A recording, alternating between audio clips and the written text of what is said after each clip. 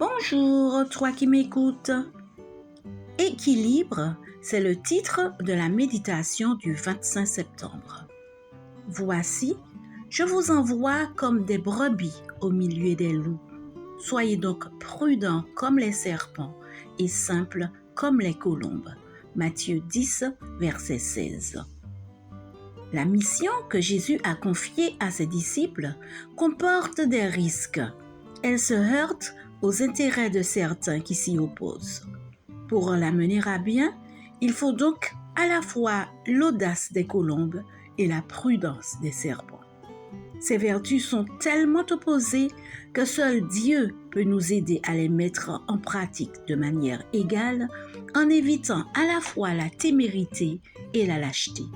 C'est un équilibre difficile à trouver.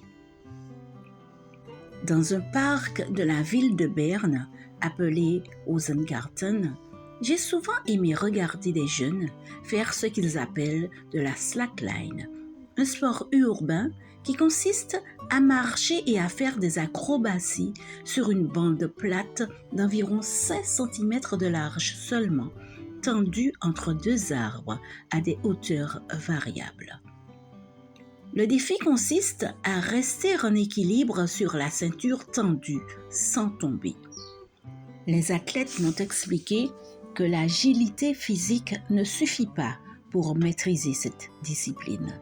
Selon eux, c'est l'attention de l'esprit qui est le facteur indispensable.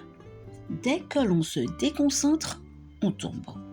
Il faut un corps en bonne forme physique pour gérer les chutes, mais il faut une force mentale pour pouvoir se concentrer pleinement sur ce que l'on veut faire. Et il faut apprendre à maintenir ou à retrouver son équilibre à tout moment, ce qui ne peut se faire qu'en évitant la moindre distraction. Ils sont tous d'accord pour dire que pour bien faire, il faut être prêt à tomber plusieurs fois, mais que ces chutes sur cette magnifique pelouse du parc n'ont jamais été graves parce qu'il faut aussi apprendre à tomber. Et ils ajoutent, ici, seul le principe essai et erreur fonctionne. Le succès ne vient qu'au terme de nombreux essais.